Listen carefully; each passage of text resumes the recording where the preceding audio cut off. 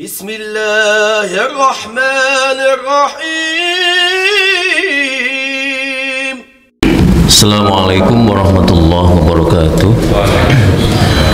A'udzubillahi minasyaitonirrajim. Bismillahirrahmanirrahim. Alhamdulillahirabbil alamin wa bihi nasta'in ala umuri dunya waddin.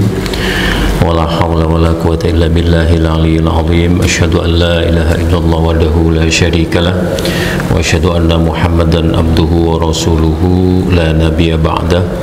Allahumma salli wa sallim wa barik ala sayyidina Muhammad wa ala alihi wa sahbihi ajma'in. Ibu-ibu dan bapak-bapak jemaah Masjid Baitul Faidin, jemaah salat subuh yang dirahmati Allah, mari bersama-sama kita bersyukur kepada Allah masih diberi nikmat yang sangat besar sehingga kita masih bisa melaksanakan segala ibadah atau perintah Allah, kewajiban-kewajiban kita, dan insya Allah bisa berusaha menjauhi larangan-larangan Allah. Dan jangan lupa untuk terus memanjatkan salawat dan salam kepada junjungan kita Nabi Muhammad Sallallahu Alaihi Wasallam. Ibu-ibu dan bapak, mari kita lanjutkan tafakkur kita bersama Al-Quran, ya. Zikir, tafakkur, ya, bersama Al-Quran, ya. InsyaAllah ya, sama-sama kita menjemput hidayah dari Allah melalui Al-Quran ini. Sama-sama setiap hari Minggu pagi kita berusaha menjemput hidayah, ya. Untuk kali ini kita lompat dulu ya ibu-ibu dan bapak ke surat Al-Baqarah ayat 195, ya. Di situ ada hal penting. 195.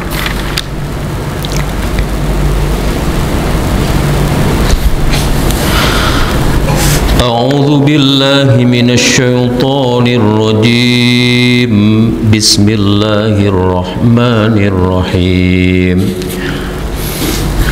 Wa anfiqu fi sabilillahi wa la tulqu bi aydikum ila tahlukah wa ahsinu innallaha yuhibbul muhsinin. Al-Baqarah ayat 195. Wa anfiqu, ya, dan infakalah hartamu fi sabilillah, di jalan Allah, ya.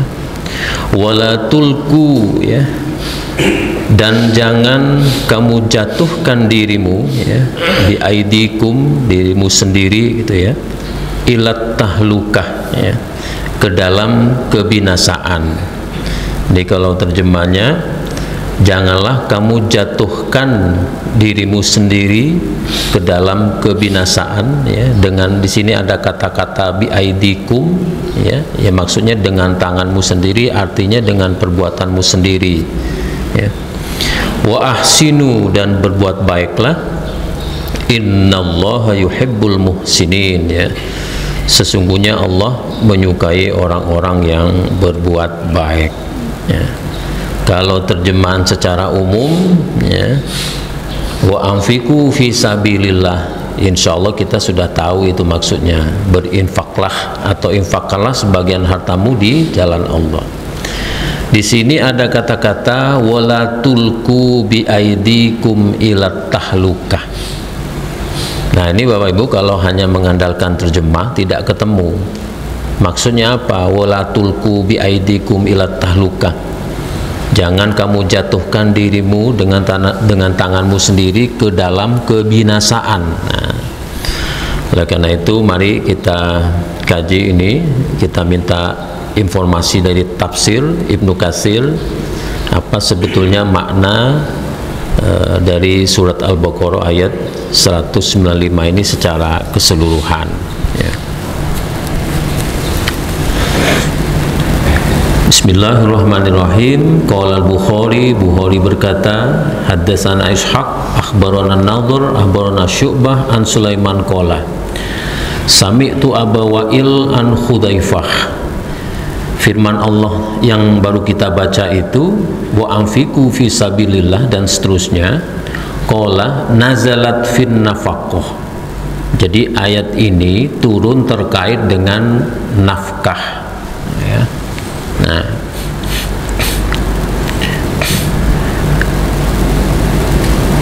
penegasan bahwa ayat ini turun terkait dengan nafkah itu juga disampaikan oleh beberapa perawi yang lain, ya Ibnu Hatim, Hasan bin Muhammad bin Sobbah, Abi Muawiyah dari A'mas, ya, dan seterusnya, ya, dan seterusnya, banyak perawinya. Jadi ayat ini pertama kali dijelaskan, ayat ini terkait dengan nafkah. Wa qala Laitsu ibnu Sa'ad an Yazid bin Abi Habib an Aslam Abi Imran qala, ya, hamala rajulun minal muhajirin bil Konstantiniyah, Konstantinopel, ala sofil aduwi hatta khorokohu wa ma'ana Abu Ayyub al-Ansari faqala nas alqa biyadihi ila tahluka faqala Abu Ayyub nahnu a'lamu bihadihil ayah innama nazalat fina sahibna Rasulullah sallallahu alaihi wasallam wa syahidna ma'ahul masyahida wa nasarnahu falamma fashal islamu wa dhahara ijtama'na ma'syarul ansari najiya faqulna qad akramana Allahu bi suhbati nabiyhi wa nasrihi hatta fashal islamu wa kasura ahluhu wa kunna qad asarnahu alal ahlina wal amwali wal auladi wa qad wada'atil harbu awzaraha fanarji'u ila ahlina wa auladina fanuqimu fihima fanazala fina wa anfiqu fi sabilillah. Nah, ini ada sebuah riwayat, ya, yang membantu menjelaskan asal usul turunnya ayat surat Al-Baqarah ayat 195 yang kita baca pagi ini. Begini riwayatnya tuh. Ini disampaikan oleh Laits bin Sa'id dari Yazid bin Abi Habib, bahwa sesungguhnya Aslam Abi Imran itu berkata, suatu ketika ada seorang laki-laki seperti itu, tentara lah, ya, menyerbu dari kalangan muhajirin itu, menyerbu pasukan Konstantinopel, ya. Jadi menyerbu, maju ke barisan musuh sampai menembusnya. Jadi ini seorang diri dari kaum muhajirin di waktu peperangan gitu, maju menyerang sendirian ke saf atau barisan musuh hingga menembusnya. Pada saat itu wa mana Abu Ayyub al-Ansari, Abu Ayyub Ansari bersama mereka. Tiba-tiba ada orang dari kalangan pasukan muslim itu berkata, ya, alqa biyadihi ila tahlukah, melihat ada seorang laki-laki dari kaum muhajirin tadi yang maju menembus pasukan Konstantinopel itu, orang-orang itu berkata, dia telah menjatuhkan dirinya ke dalam kebinasaan, ya. Maka Abu Ayyub itu berkata, nahnu a'lamu bihadihil ayah innama nazalat fina. Jadi tadi kan ada Abu Ayyub al-Ansari, ketika ada serombongan kaum muslim melihat seorang laki-laki menyerbu pasukan musuh, serombongan orang ini mengatakan, kalau bahasa kita, orang itu bodoh, dia menjatuhkan dirinya ke dalam kebinasaan, konyol seperti itu, ya, kira-kira seperti itu. Tapi kemudian Abu Ayyub al-Ansari itu mengatakan, sebetulnya ayat ini bukan terkait atau bukan berhubungan dengan perilaku seseorang yang menyerang ke rombongan musuh tadi, ya. Tapi ayat ini turun terkait dengan perilaku kami, kata Abu Ayyub al-Ansari. Apa maksudnya? Sahibna Rasulullah sallallahu alaihi wasallam, kami telah menemani Rasulullah sallallahu alaihi wasallam. wa syahidna ma'ahul musyahida wa nasarnahu, kami menyaksikan peperangan bersamanya dan menolongnya, jadi di dalam peperangan. Falamma fashal islamu wa dhahara, maka ketika Islam telah tersebar dan pemeluknya banyak, ijtama'na ma'syarul ansari najiyah. Jadi Abu Ayyub Ansari ini salah seorang dari kaum Ansor. Ya, setelah Islam menang dalam peperangan, Islam tersebar kemana-mana, maka kaum Ansor itu berkumpul secara rahasia. Fakulna, dan berkata, qad akramanallahu bisuhbati nabiyhi sallallahu alaihi wasallam wa nasrihi, sungguh Allah telah memuliakan kita karena menemani dan menolong nabinya. Hatta fashal Islam wa kasura ahluhu. Nah, sekarang Islam telah berkembang, tersebar dan banyak pengikutnya. Wa kunna qad asarnahu alal ahlina, maka kita sekarang kita telah mendahulukan Rasul itu di atas keluarga kita. Wal amwali wal auladi, mendahulukan Rasul daripada mengurus harta kita dan anak-anak kita. Wa qad wada'atil harbu auzaraha, sekarang peperangan itu telah berhenti. Fanarji'u ila ahlina, jadi mari kita kembali kepada keluarga kita. Ini kata Abu Ayyub Al-Ansari tadi. Wa auladina, kita kembali mengurus anak-anak kita. Fanuqimu fihima, ya, dan kita bersama mereka kembali. Fanazala fina, maka turun ayat ini. Nah, ini ya. Ya, jadi wa anfiqu fi sabilillah tadi itu yang kita baca itu yang dimaksud kata-kata tahlukah di situ adalah fakanatit tahlukah. Adapun yang dimaksud dengan tahlukah itu adalah al-iqamati fil ahli wal mali wa tarkil jihadi. Nah, ini Bapak Ibu. Yang pertama ya, tadi ada kata-kata kebinasaan. Maksudnya apa? Menetap bersama keluarga dengan mengurus harta seperti itu serta meninggalkan jihad. Nah, ini apa? Kebinasaan yang pertama itu. Maksud kebinasaan itu di situ. Jadi apa artinya? Berleha-leha. Asik dengan mengurus keluarga, mengurus anak dan mengurus harta.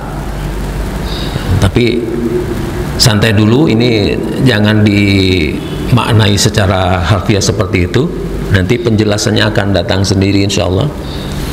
Jadi ketika masa-masa peperangan belum sepenuhnya berakhir, ada sekelompok orang yang karena pulang dari peperangan dan menang, dia merasa santai. Ya udah, kita kembali ke keluarga kita, kita urus anak kita, kita urus harta kita, keluarga kita, istri kita, ya, ternak-ternak kita dan sebagainya. Maka orang-orang seperti ini melalui ayat ini disebut sebagai orang alqa tahluka, tulku ilat tahluka. Jadi orang-orang seperti ini disebut orang yang menjerumuskan dirinya ke dalam kebinasaan. Kenapa itu tadi? Secara letterlek ya, mereka itu tarkil jihadi, meninggalkan jihad. Seharusnya masih ada kewajiban yang lebih penting dari itu, karena ini menyangkut kemaslahatan kaum muslim, yaitu berjihad. Kalau pada saat itu berjihadnya ya berjihad perang ya pada saat itu. Kalau saat ini apa berjihadnya? Berjihad ilmu yang paling penting hari ini. Termasuk kita ini, masya Allah nih saya bersaksi ini. Kita yang berkumpul tiap minggu di masjid ini salah satu jihad kita. Ya, yang bisa dibanggakan di hadapan Allah. Ya. Jadi jihad terbesar kita ini. Di saat umat Islam pada umumnya tidak terlalu perhatian terhadap Quran, lebih perhatian kepada dunia, lebih menyenangi foya-foya, mewah-mewahan, media sosial. Tapi ada sekelompok orang yang terus berusaha konsisten, istiqomah untuk mengimani Al-Quran. Itu jihad yang besar. Nah, ini jihad kita ini jihad, sebenar-benar jihad. Nah, oleh karena itu kepada, mohon maaf nih, nggak apa-apa lah ya, ini kan kita keluarga.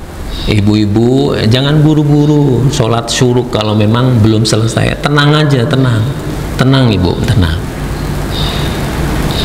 ya. Misalnya belum selesai nih, nggak usah, nggak ada pas suruk kali nggak apa-apa.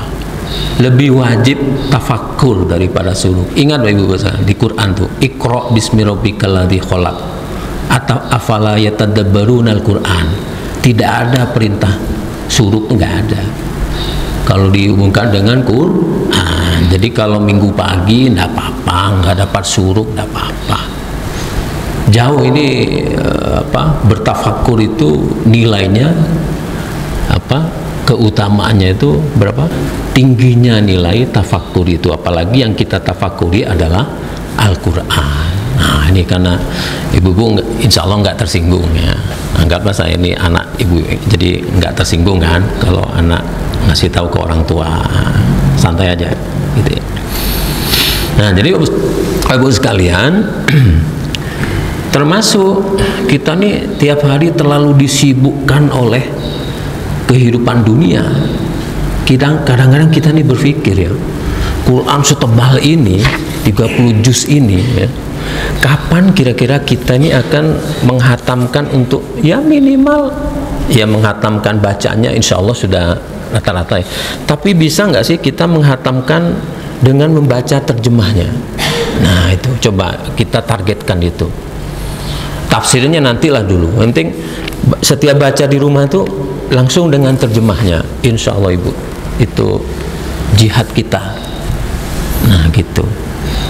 Jadi sama-sama kita ya, ini pertama kali untuk saya pribadi ya, dan untuk kita semua, ini jihad kita. Jadi Allah itu senang ada orang yang konsisten istiqomah, dia tuh di rumahnya tanpa diketahui oleh orang lain membaca Quran dengan terjemahnya. Dan dengan beragamnya ayat-ayat Al-Quran itu menambah keimanan. Karena kadang Al-Quran itu berbicara tentang balasan atau janji yang dijanjikan Allah, pahala, keutamaan yang dijanjikan Allah kepada orang beriman, mengimani Al-Quran. Tapi kadang-kadang Al-Quran itu berbicara ancaman siksa bagi orang-orang yang mengabaikan Al-Quran atau yang tidak beriman. Nah ini semuanya ada di dalam Al-Quran ya, dengan memahami ini insya Allah keimanan kita bertambah. Nah ini Bapak sekalian ya, di sama-sama kita, inilah jihad kita.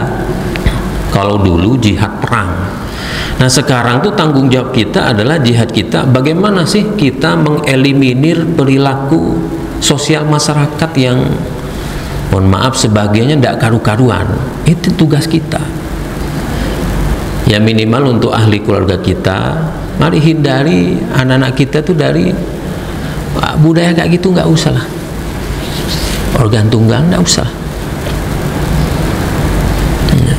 Maksudnya yang di bawahnya berjilbab, yang kalau pesta ya di bawahnya berjilbab sambil makan, jilbab, yang bapak-bapak pakai peci atau apa, yang di atasnya naudzubillah perempuan joget-joget misalnya. Nah ini kan kontras. Nah ini jihad kita salah satunya adalah bagaimana sih mengeliminir atau mengurangi perilaku masyarakat itu dengan mengendalikan anak keturunan kita.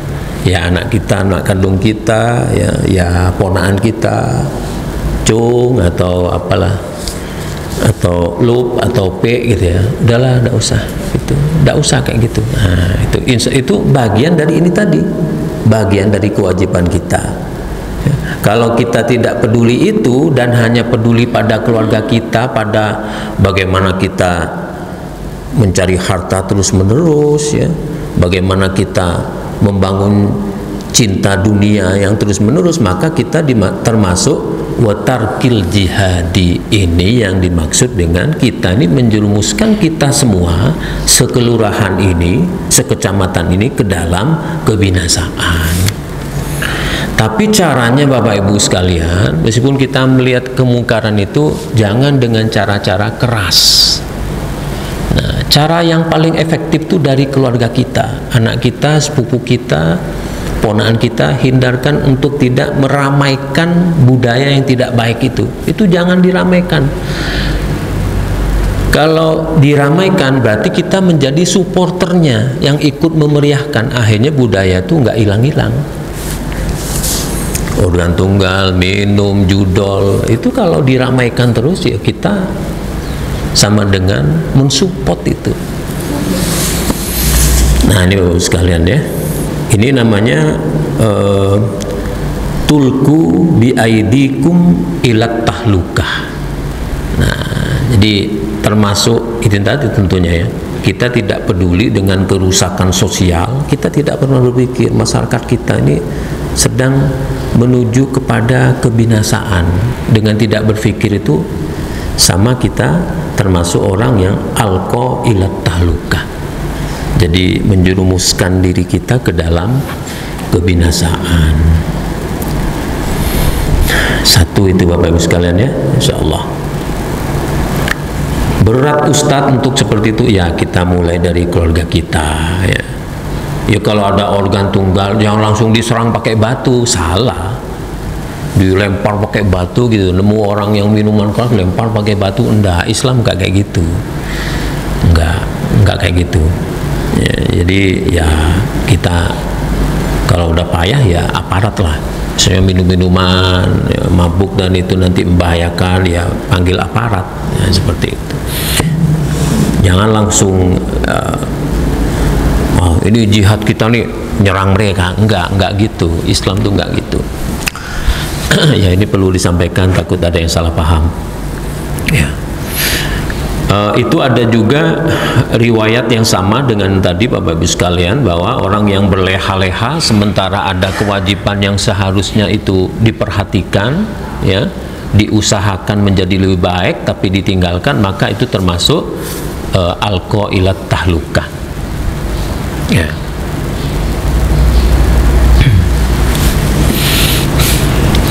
Waqalu Abu Bakar bin Ayyash ya, berkata Abu Bakar bin Ayyash an Abi Ishaq As-Sabi'i, dari Abi Ishaq Sabi'i, qala rajulun lil Bara' ibni Azib, ada seorang laki-laki berkata kepada Bara' bin Azib. Kata laki-laki itu begini, in hamaltu alal aduwi wahdi faqataluni ya, jika aku menyerang musuh ya sendirian, faqataluni ya, dan kemudian mereka membunuhku ya, akuntu alqaitu biyadi ilat tahlukah ya, apakah itu berarti aku menjatuhkan diri ke dalam kebinasaan? Maka menjawab tadi Bara' bin Azib itu, qala la, tidak. Qala Allahu li rasulih, Allah berfirman kepada rasulnya, faqatil fi sabilillahi la tukallafu nafsun la tukallafu illa nafsak. Jadi ini ada di surat An-Nisa ayat 84. Jadi tidak, kata Bara' bin Azib, karena ada firman Allah dalam surat An-Nisa ayat 84, faqatil fi sabilillah, maka berperanglah di jalan Allah, la tukallafu illa nafsak ya, kamu tidak dibebani melainkan dengan dirimu sendiri. Nah mari Bapak Ibu sekalian, ini kalau dulu sekali lagi pada masa kekacauan, pada masalah perjuangan Islam itu memang setiap orang dibebani dengan memerangi musuh untuk menegakkan agama dan masyarakat Islam pada saat itu.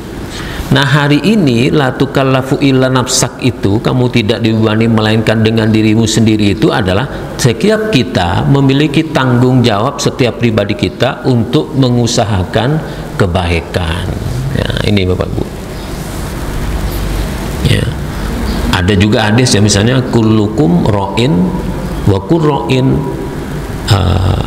wa kullu ra'in mas'ulun an ra'iyatiha.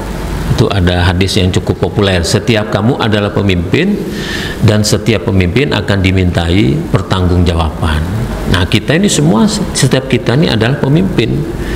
Laki-laki adalah pemimpin, perempuan adalah pemimpin, minimal untuk memimpin dirinya sendiri agar terhindar dari maksiat. Semoga Allah menolong kita untuk itu. Innama hadza fin nafaqah.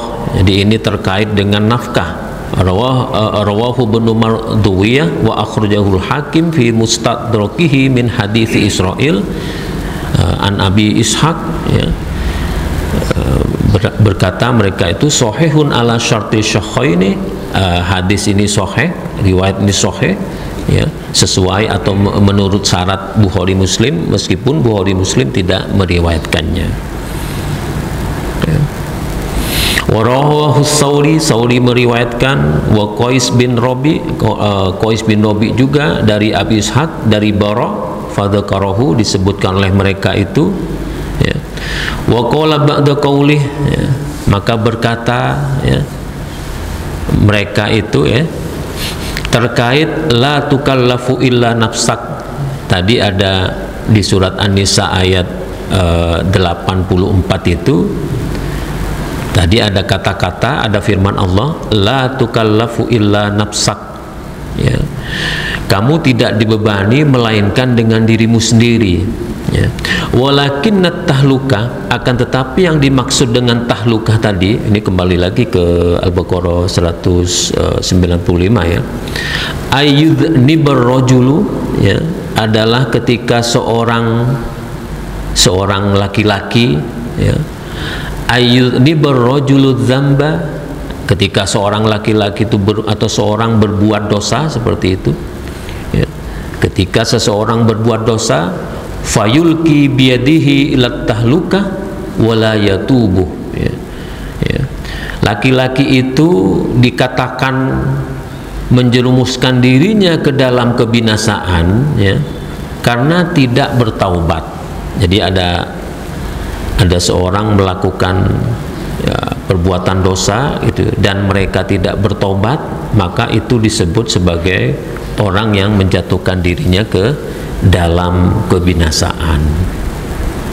Oh, berarti ini yang kedua, Bapak Ibu sekalian. Yang pertama tadi adalah meninggalkan jihad. Yang kedua, meninggalkan jihad bagi orang yang seharusnya melihat situasi dan kondisi dan kesanggupannya harus berjihad tetapi tidak berjihad, itu disebut al-qailat tahluka, atau menjerumuskan diri ke dalam kebinasaan. La al-qailat tahluka yang kedua itu adalah, atau menjerumuskan diri ke dalam kebinasaan yang kedua itu adalah jenisnya orang yang berdosa tetapi tidak bertaubat. Nah, ini jadi jelas-jelas melakukan dosa tetapi tidak bertaubat. Nah, jadi berarti di sini mari sama-sama kita bertobat, baik dosa besar maupun dosa kecil. Dosa besar itu tobat dengan tobat nasuha. Dosa kecil, ya, bertafakur sambil beristighfar, mengingati dosa, dan ketika dosa itu telah teringat, kita baca istighfar, ya, serasa dalam hati kita ini memohon ampunan kepada Allah. Tapi kalau dosa besar tidak bisa dengan istighfar. Dosa besar itu harus tobat nasuha. Nah, Bapak sekalian,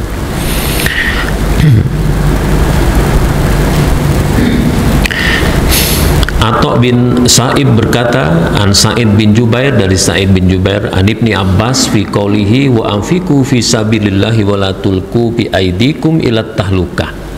Ini terkait dengan firman Allah tadi, ya. Laisa dzalika fil qital. Nah, ayat itu bukan tentang peperangan. Innama huwa fin nafaqati antum sika biyadika, ya, melainkan tentang nafkah, yaitu apa? Antum sika biyadika, menahan tanganmu, anin nafaqati fi sabilillah, dari berinfak di jalan Allah. Wala tulki biyadika ila tahluka, maka janganlah kamu menjerumuskan dirimu ke dalam tahluka. Ini versi ketiga. Tadi pertama orang yang harusnya berjihad tidak berjihad, yang kedua orang berdosa tidak bertobat, yang ketiga ada orang yang menahan diri untuk tidak berinfak di jalan Allah. Itu sama dengan ulku atau alqa ila tahluka. Nah, ini Bapak sekalian. Jadi ada juga ya orang yang seharusnya dia berzakat tapi tidak berzakat. Ciri-cirinya apa? Ya, ini bukan di kampung kita lah. Banyak tokeh sawit, tokeh getah, tokeh batu bara, tapi masyarakat di sekitarnya masih banyak masyarakat miskin. Nah, itu ciri-ciri itu. Ciri-ciri zakatnya tidak dibayar.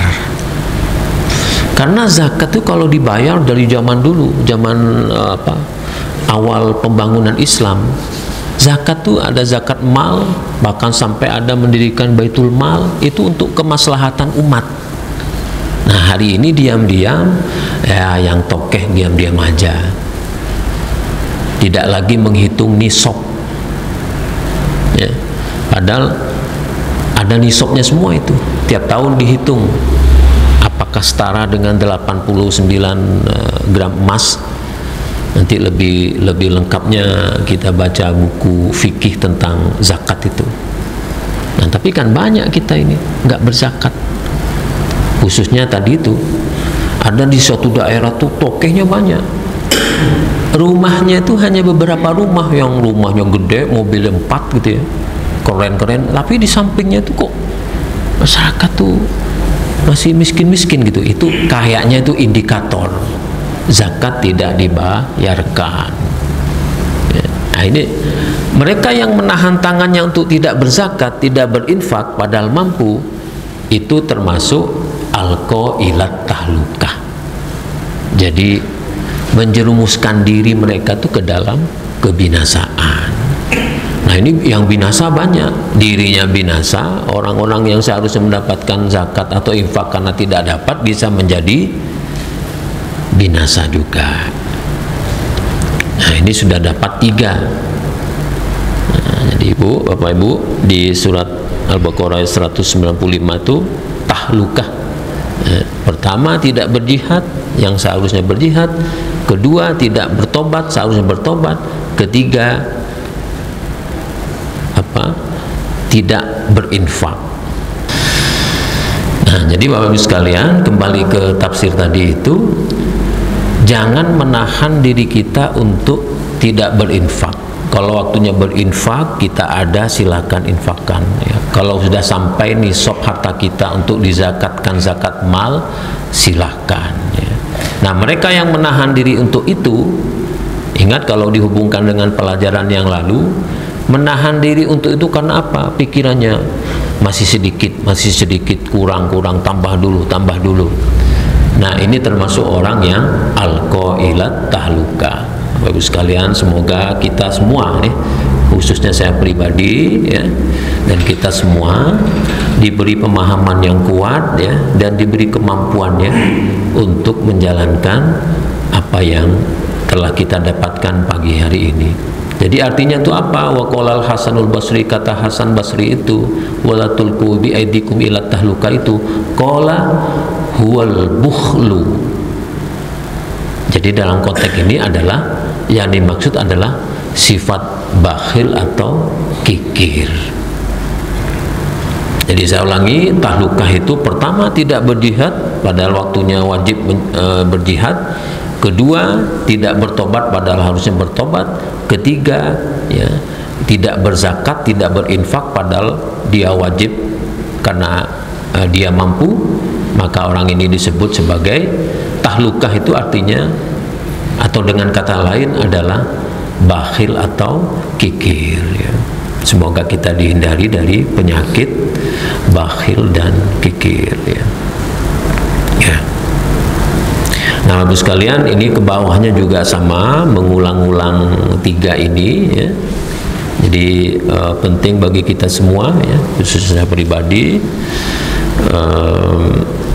untuk senantiasa ingat ya, bahwa apa yang kita dapatkan ini tidak lebih dari pemberian Allah Subhanahu wa ta'ala.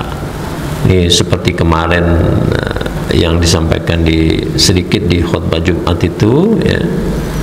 Jadi yang menggelincirkan seseorang itu sehingga mempersekutukan Allah dengan dirinya itu adalah orang yang menganggap apa yang didapatinya baik ilmu maupun harta itu dengan jerih payahnya sendiri. Nah, salah satu yang membuat orang tidak mau berzakat atau tidak mau berinfak atau menahan dirinya untuk tidak berinfak itu adalah itu tadi. Itu sering saya pernah dulu mendengar langsung kata-kata itu. Kira-kira begini isinya, nyarinya susah kok, mau dibagi-bagi secara percuma. Ini bukhlu itu orang bakhil, orang kikir. Makanya ada nasihat dari orang-orang yang bijak ya, kalau ingin sedekah tuh jangan nunggu kaya ya. Karena kaya itu sendiri yang mengkonsep itu nafsu ya. Bagi sebagian orang ya, punya uang misalnya 1 miliar itu sudah kaya. Tapi bagi orang yang nafsunya nafsu dunia, nggak ada apa-apanya 1 miliar itu ya. Jadi kalau ingin sedekah, infak atau zakat itu jangan nunggu kaya, karena kaya itu konseptual, terkait dengan mindset. Bahkan orang kalau rakus, tamak, nggak akan kaya-kaya, nggak akan itu, nggak akan. Tapi bagi orang yang ahli bersyukur, jangankan 1 miliar ya, 1 juta itu luar biasa, bisa jadi 2 minggu atau sampai 1 bulan kebutuhan itu, kebutuhan sehari-hari kan gitu ya. Makanya dengan tempe tahu tiap hari nggak apa-apa, sehat. Itu nggak akan sampai 1 juta itu 1 minggu tempe tahu terus, nggak apa-apa ya. Tapi kalau itu sekali lagi itu kembali kepada bagaimana kita memanage mindset kita, pola pikir kita terkait itu. Jadi konsep kaya itu sebetulnya apa ya? Ya masih dalam bayang-bayang khayali lah, khayal manusia. Tiap orang bisa sangat berbeda. Kalau bersyukur, apa yang dia dapetin itu alhamdulillah disyukuri dan dia merasa kaya ya. Nah ini Bapak Ibu sekalian, wa anfiqu fi sabilillahi wa la tulqu bi aidikum ila tahlukah tadi itu ya. Maka infaklah di jalan Allah sebagian hartamu itu, dan jangan kamu menjerumuskan dirimu ke dalam kebinasaan. Makna yang terakhir tahlukah itu adalah menahan diri untuk tidak berzakat. Baik, kita tutup ayat ini dengan mana tadi? Wa ahsinu innallaha yuhibbul muhsinin, dan berbuat baiklah, sesungguhnya Allah itu mencintai, menyukai orang-orang yang berbuat baik. Ini apa maksudnya? Wa makmunul ayah ini diakhiri dengan al-amru bil infaqi fi sabilillah ya, perintah untuk berinfak, membelanjakan sebagian hartanya di jalan Allah fisabilillah tadi, visa iri wujuhil kurubati ya, dalam segala bentuk perbuatannya. Untuk apa tadi ya? Untuk membangun ketaatan, membangun kedekatan kepada Allah. Wa wujuhit taati ya, juga mendekatkan diri ya, untuk kepentingan mendekatkan diri kepada Allah. Wa khossatan ya, terutama sorofal amwali fi kita lil a'da'i ya. Kalau dulu ini khususnya atau terutama membelanjakan harta fi kita lil a'da, untuk memerangi musuh. Kalau dulu ini ya, Nabi ini. Jadi kalau dulu itu perintah untuk berinfak itu termasuk juga memberi sokongan atau support lah kepada pasukan-pasukan muslim ketika memerangi dulu masa lalu. Kalau sekarang banyak itu, banyak ini tafsirannya. Kalau sekarang beberapa minggu yang lalu termasuk juga itu apa, Ada anak tetangga kita pergi kuliah atau studi kemana gitu ya, kita kasih uang sangu, itu masuk gitu, masuk infak yang baik gitu ya. Jadi karena sekarang itu tidak ada peperangan, maka jihad kita atau infak kita kepada sesuatu yang bisa membuat kualitas umat Islam itu meningkat ya, kualitas segala macam bidang ya, di segala bidang seperti itu ya, baik hartanya maupun pengetahuannya dan sebagainya. Wa badlaha fima yaqwa bihil muslimuna ala aduwihim ya, dan menggunakannya tadi itu untuk apa? Yaqwa bihil muslimuna ala aduwihim, memperkuat kaum muslim ya atas musuh mereka. Wal ikhbaru antar fi'li dzalika bi annahu halakun wa damarun ya. Ayat ini juga mengabarkan bahwa apa? Antar fi'li dzalik, meninggalkan perbuatan tersebut ya, bi annahu halakun wa damarun, adalah kehancuran dan kebinasaan. Nah, ini juga bukan hanya pada masyarakat kecil, sampai masyarakat internasional. Palestina sampai kayak gitu, negara-negara besar sesama muslimnya kan diam aja. Palestina khususnya Gaza habis banget ya. Tapi ini apa namanya? Orang bilang sekarang tuh anomali kalau dalam bahasa kampus itu. Anomali itu apa ya? Pincang gitu. Satu sisi Gaza habis, ada sekitar berapa? Kurang lebih sampai 400.000 orang mati. Tapi kita melihat di Mekah itu dengan segala macam glamornya, orang melaksanakan umroh, haji, atau dengan selfie menikmati paket-paket atau fasilitas yang mewah. Jadi ini kan pincang kan? Andaikan Arab Saudi itu membantu benar gitu ya, apa membantu harta atau apa ke Palestina, kita agak enak tuh. Tapi ini kan pincang nih. Nah ini masuk ini udah gejalanya udah dijelasin di sini ya. Jadi menahan diri atau tidak peduli kepada sesama umat Islam, kepada saudaranya, kepada sahabatnya ya, kepada umat gitu ya. Ini termasuk ini tadi, alqa ilat tahlukah, maka hancurlah Gaza itu sampai seperti itu. Nah sekarang Perancis dan Inggris udah mau mengakui Palestina sebagai negara yang berdaulat, padahal Perancis Inggris kan sekutu Amerika. Nah ini jadi dari ukurannya sangat kecil antar personal sampai negara.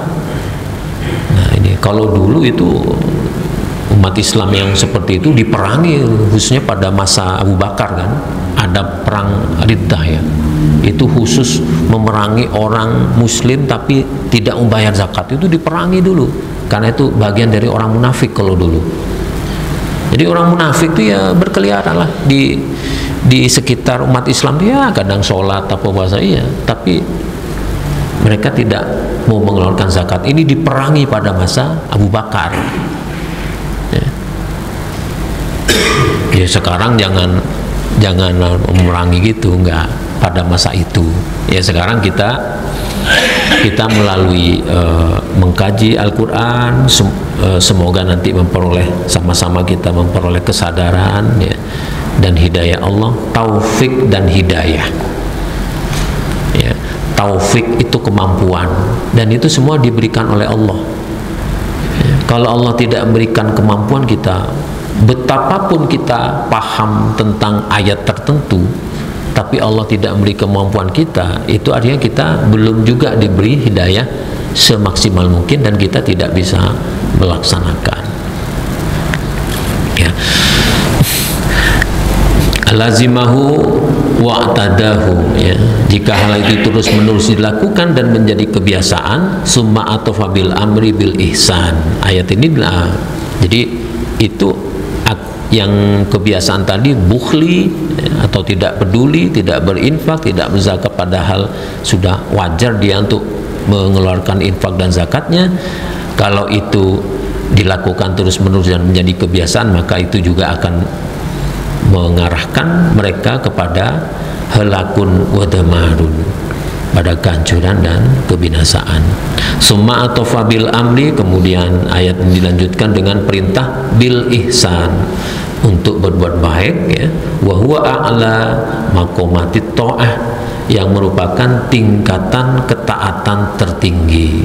Jadi ihsan itu Bapak Ibu sekalian merupakan tingkatan ketaatan tertinggi, ya.